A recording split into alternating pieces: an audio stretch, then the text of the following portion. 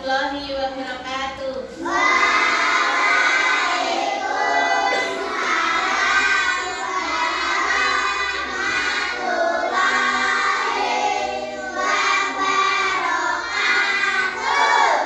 Kelas 5 siap? Siap. Siswa kelas 5 apa kabarnya? Baik. Siapkah kalian untuk belajar? Semangat semuanya, dengar dengan seksama. Siswa kelas 5 semua hebat. Hebat! Ibu guru bagaimana kabarnya? Baik. Siapa dari kami semua? Siap. Kami siap belajar dengan sesama. Kami fokus, kami bisa, dan kami paham. Ya, kelas 5 semua hebat. Sebelum pembelajaran kita berdoa dulu. Siap berdoa.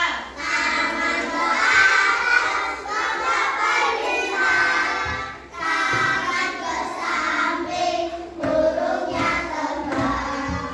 Tangan ke depan, kita berenang. Duduk yang rapi, siap berdoa. Bismillahirrahmanirrahim. Rabbi warzuqni fahma. Amin ya rabbal alamin. Hari ini siapa ya yang nggak masuk? Ya, semua masuk ya? Semua sehat? Nah, hari ini kita belajar organ gerak hewan.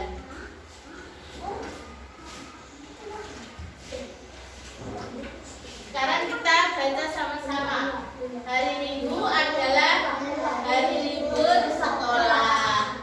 Namun demikian, menurut Edo, hari Minggu bukanlah hari yang harus dilewatkan begitu saja. Jumlah rencana telah dia persiapkan, mulai dari memenuhi ajakan Benny untuk berlatih berenang, menemani Lani membeli buku, hingga pergi ke kandang kelinci. Dari sejumlah rencana tersebut, Edo lebih memilih untuk pergi ke kandang kelinci. Setelah membantu ibu membersihkan rumah, Edo pamit untuk berkunjung ke rumah Pak Rudi. Pak Rudi adalah peternak kelinci yang sukses di kampungnya.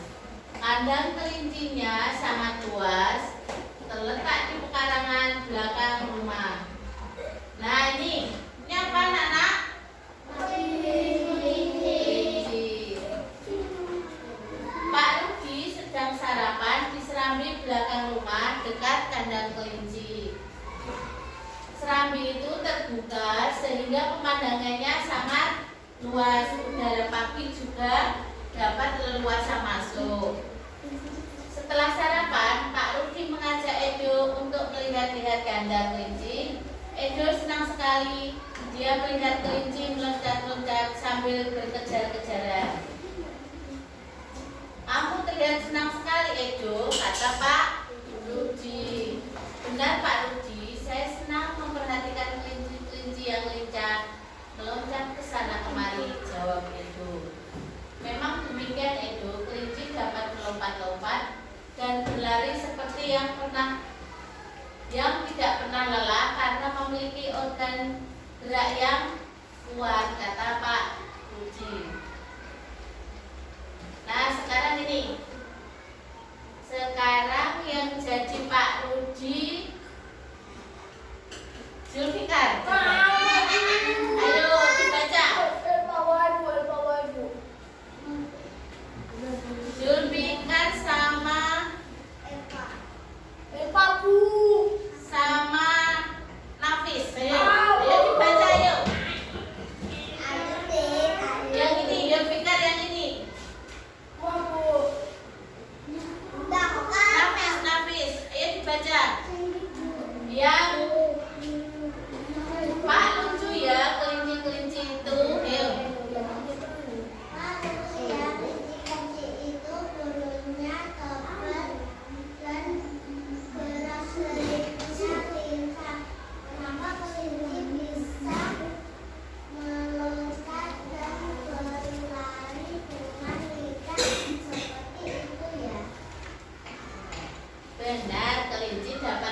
bergerak lincah karena didukung oleh organ-organ geraknya. Pada dasarnya, organ gerak kelinci serta hewan lainnya hampir sama dengan organ gerak manusia. Nah, ini tanpa organ gerak kita tidak bisa melakukan kegiatan apapun.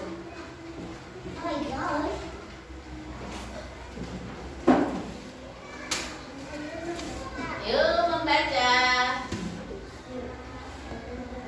Gerak organ manusia dan hewan. Ayo Sabrina. Ini, yuk. Nafis lagi. Ya Nafis. Salah satu ciri-ciri makhluk hidup adalah bergerak secara umum. Gerak dapat diartikan berpindah tempat atau perubahan posisi sebagian atau Seluruh bagian dari tubuh. Ya udah. Makhluk hidup akan bergerak apabila ada rangsangan yang mengenai sebagian atau seluruh bagian tubuhnya. Gerak pada manusia dan hewan menggunakan organ gerak yang tersusun dalam sistem gerak. Organ gerak berguna untuk berjalan, berlari, melompat, meloncat, memegang, menggali, memanjat, berenang, dan sebagainya. Organ gerak pada hewan dan manusia memiliki kesamaan.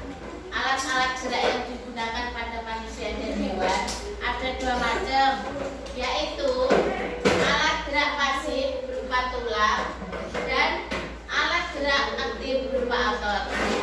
Kedua alat gerak ini akan bekerjasama dalam melakukan pergerakan.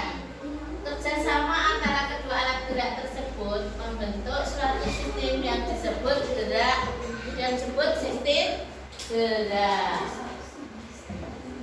Nah, ini kelincinya loncat-loncat, lari. Tulang disebut alat gerak pasif karena tulang tidak dapat bergerak dengan sendirinya. Tanpa adanya alat gerak aktif yang mengaruhi tulang, maka tulang-tulang pada manusia dan hewan akan diam dan tidak dapat membentuk alat pergerakan yang sesungguhnya. Walaupun merupakan alat gerak pasif, akan tetapi tulang mempunyai peranan yang besar dalam sistem gerak manusia dan hewan. Otot disebut alat gerak aktif karena otot memiliki suatu senyawa kimia yang membuatnya dapat bergerak. Pada saat otot yang menempel pada tulang bergerak, otot tersebut akan membuat tulang bergerak.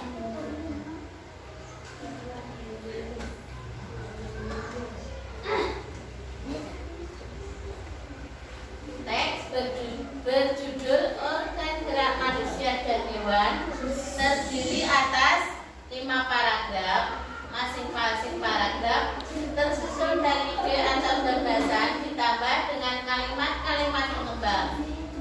Ide pokok adalah gagasan yang menjadi dasar sebuah paragraf. Ide pokok disajikan ke dalam bentuk kalimat utama. Kalimat utama yang memuat ide pokok ini bisa berada di awal paragraf, di tengah paragraf, atau di akhir paragraf. Contoh paragraf 1. Ide pokok. Salah satu ciri dari makhluk hidup adalah bergerak. Kalimat pengembangnya, secara umum gerak dapat diartikan berpindah tempat atau perubahan posisi sebagian atau seluruh bagian dari tubuh makhluk hidup. Berdasarkan informasi di atas, temukan ide pokok dan kalimat pengembang dari masing-masing paragraf.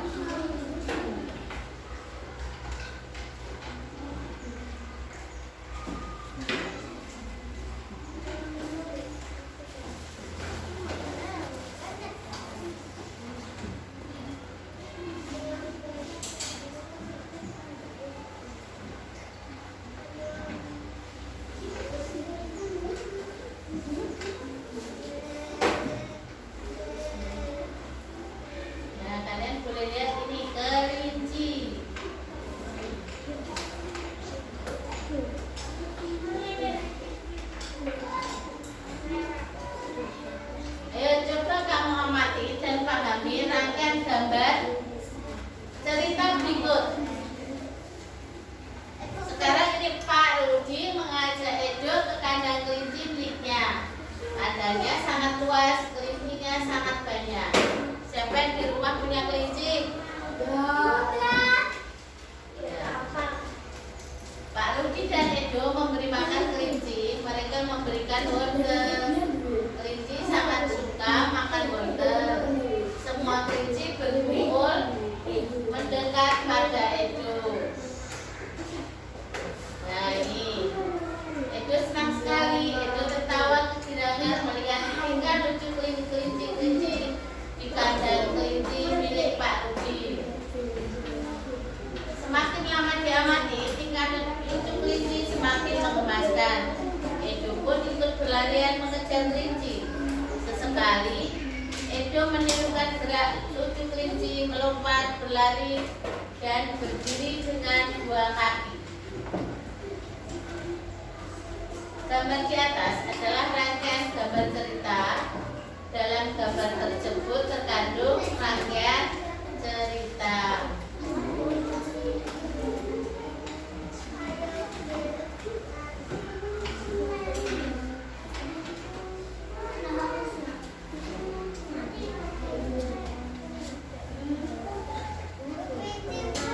Ya, kelinci.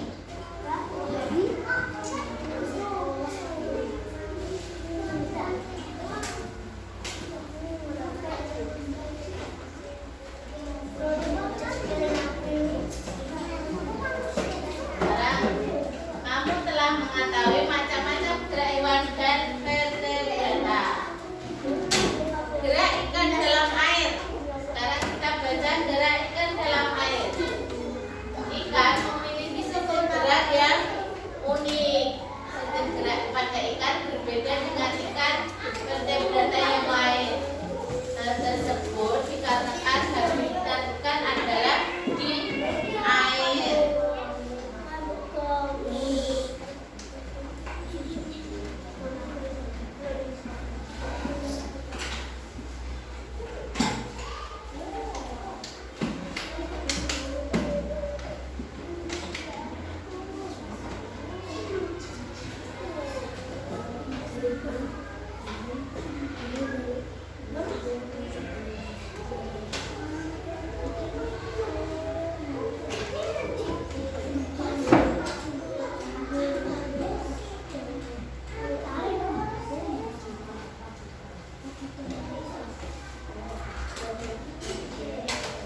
Sekarang kita belajar nilai-nilai yang terkandung dalam sila Pancasila.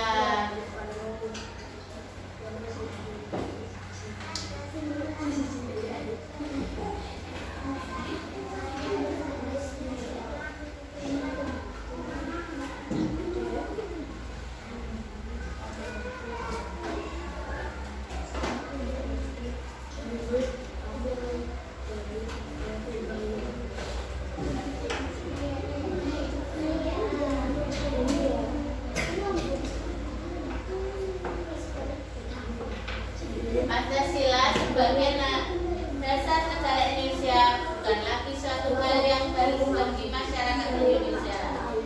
Dari zaman dahulu, nilai-nilai Pancasila memang sudah terkandung dalam kehidupan sosial budaya masyarakat kita.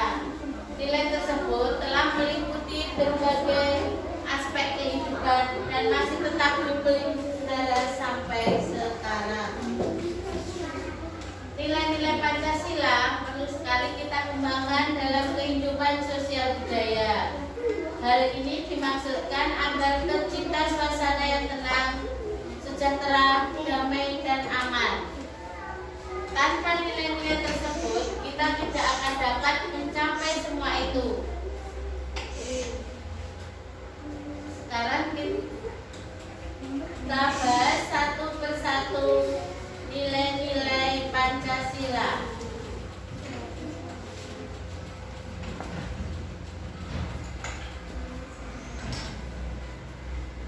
Nilai pertama, nilai ketuhanan yang Maha Esa.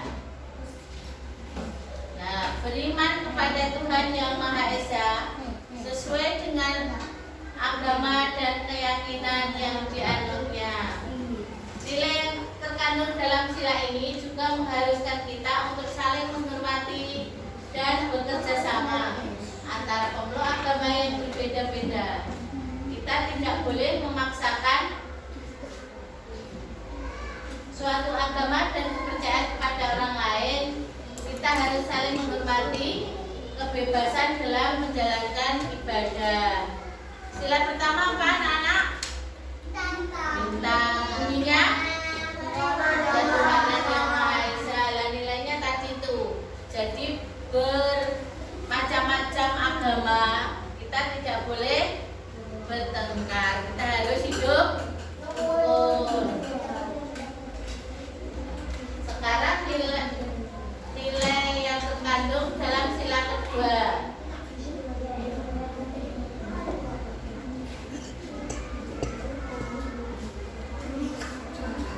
Sila kedua, ketuhanan yang Maha Esa. Beriman kepada Tuhan yang Maha Esa sesuai dengan agama dan keyakinan yang dianutnya. Nilai yang terkandung dalam sila ini juga mengharuskan kita untuk saling menghormati dan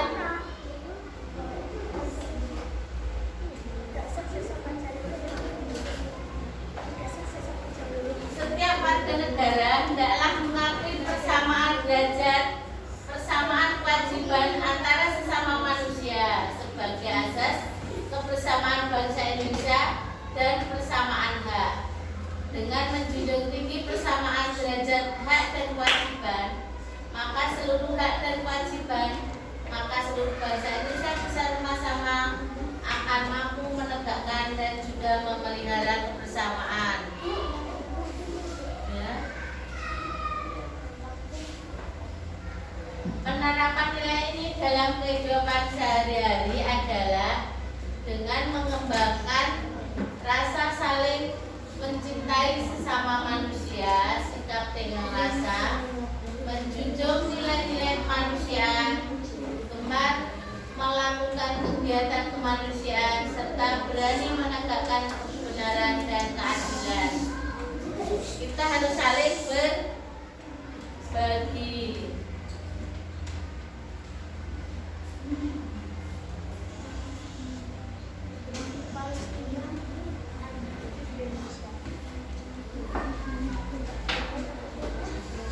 Sekarang sila yang terkandung dalam sila keempat. Kerakyatan yang dipimpin oleh kebijaksanaan dalam permusyawaratan perwakilan. Setiap warga negara memiliki kedudukan yang sama. Kedudukan yang sama termasuk tersebut hendaknya digunakan secara sadar dengan mengutamakan kepentingan negara dan masyarakat. Selain itu, warga negara Indonesia harus selalu mengutamakan musyawarah untuk mufakat. Ini contohnya apa anak-anak?